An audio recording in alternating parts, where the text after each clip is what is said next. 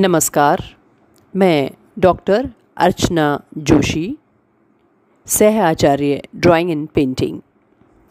प्रिय विद्यार्थियों, आज हमारी चर्चा का विषय है डॉक्टर अवनिंद्रनाथ ठाकुर। हम आज की चर्चा में उनके परिचय के बारे में थोड़ा सा जानेंगे और जानेंगे उनके व्यक्तित्व और कृतित्व के बारे में। डॉक्टर अवनिंद्रनाथ ठाकुर भारतीय चित्रकला के पुनरुद्धारक के रूप में प्रतिष्ठित हैं। वे नोबेल पुरस्कार विजेता गुरुदेव रवींद्रनाथ टैगोर के भतीजे थे और इसीलिए कहने की आवश्यकता नहीं कि कला का वातावरण उन्हें विरासत में मिला। कलकत्ता के प्रसिद्ध टैगोर परिवार में अवनिंद्रनाथ जी का जन्म 1871 ईस्वी में हुआ। कलकत्ते के संस्कृत कॉलेज तथा घर पर शिक्षा प्राप्त करने के पश्चात आपने शिक्षा की अब चित्रकला की देश विदेश शैलियों का अध्ययन व अनुशीलन आरंभ किया। उल्लेखनीय है कि इटालियन चित्रकार श्री गिलहार्डी और कलाकार पालमेर से आपने यूरोपियन चित्रकला का ज्ञान प्राप्त किया।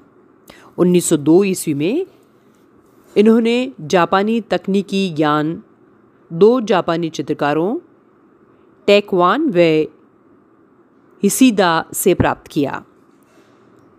बाद में यूरोपियन चित्रकला के प्रभाव से मुक्त होकर उन्होंने भारतीय कला, जिसमें अजंता, एलोरा, राजपूत चित्रशैली या प्रमुख है, इनका अनुशीलन आरंभ कर दिया तथा भारतीय परंपरा के अनुरूप उनकी कलाकृतियां भी तैयार होने लगी थीं।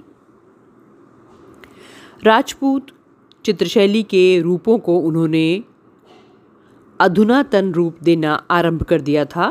वास्तव में जीवन भर भारतीय कला को विदेशी दासता से मुक्त कराने के प्रयास में वे लगे रहे।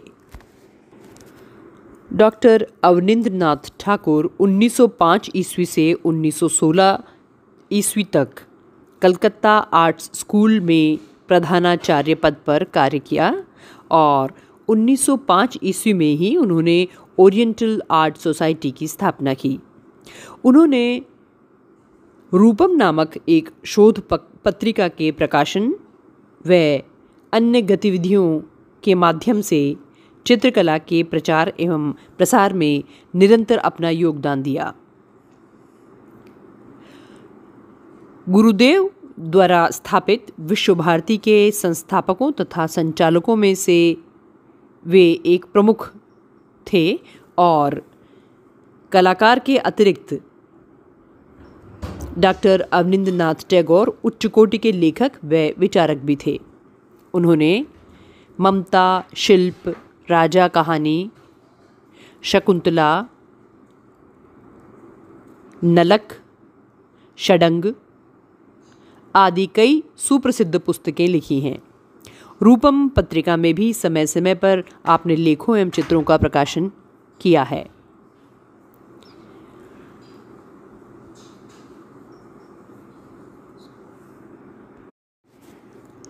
चित्रकला के अतिरिक्त संगीत व रंगभूमि जैसी कलाओं में भी उनकी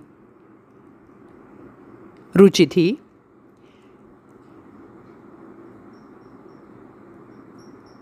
वे अपनी उम्र के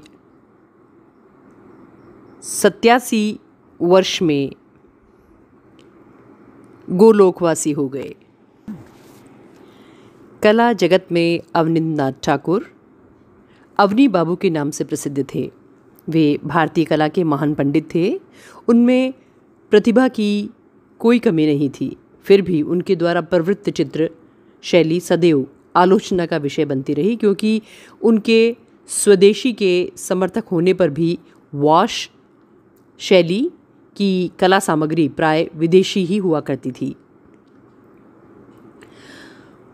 विषय वस्तु, रेखा व शारीरिक हाव भाव भारतीय परंपरा पर आधारित थे, लेकिन अजंता व राजपूत चित्रों की उत्कृष्टता उनके चित्रों में नहीं आ पाई। टैगोर परिवार की अपनी एक व्यक्तिगत प्रतिष्ठा होने के कारण से भी इस शैली को बहुत प्रचार मिला। दूसरी ओर ये सत्य है कि उन्हीं के प्रयत्न से भारतीय चित्रकारों एवं समाज में अपनी कला परंपरा को जानने की ललक पैदा हो सकी। उनके शिष्यों ने उनके द्वारा स्थापित कला तरुवर को एक विशाल वृक्ष का रूप दिया। एशियाई कला परंपराओं को भी अपनाकर उन्होंने अपने विशाल हृदय का परिचय दिया।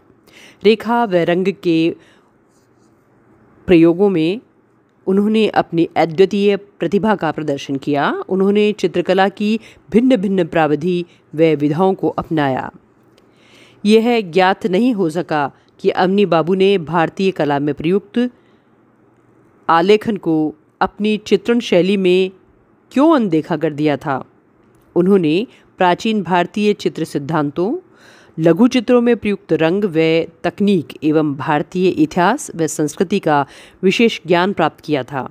अवनी बाबू की इस प्रतिभा से ही प्रभावित होकर ईवी हैबल महोदय कलकत्ता स्कूल के प्रधानाचार्य पद पर उन्हें अपने आग्रह के फलस्वरूप ही ला पाए थे।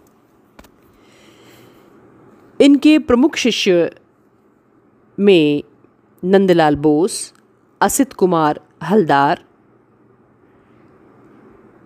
वेंकटप्पा, समरेंद्रनाथ गुप्त, हकीम मोहम्मद, देवी प्रसाद राय चौधरी, क्षितेंद्रनाथ मजूमदार आदि थे।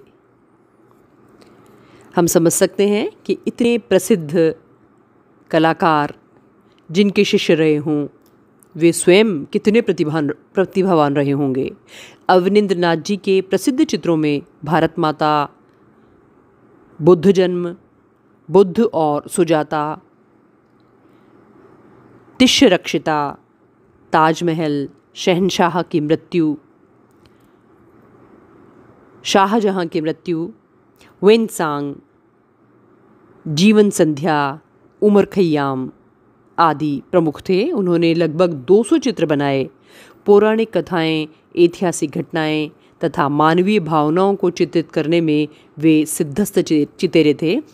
ऐसे कृतिकार कलाकार और सांस्कृतिक पुनरुत्थान के प्रणेता के प्रति हमारा देश हमेशा कृतज्ञ रहेगा।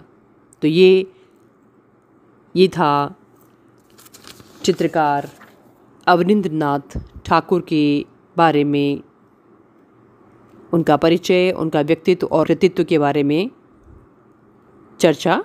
और आप इनका अध्ययन करते रहें और जानते रहें भारतीय चित्रकला के बारे में। धन्यवाद।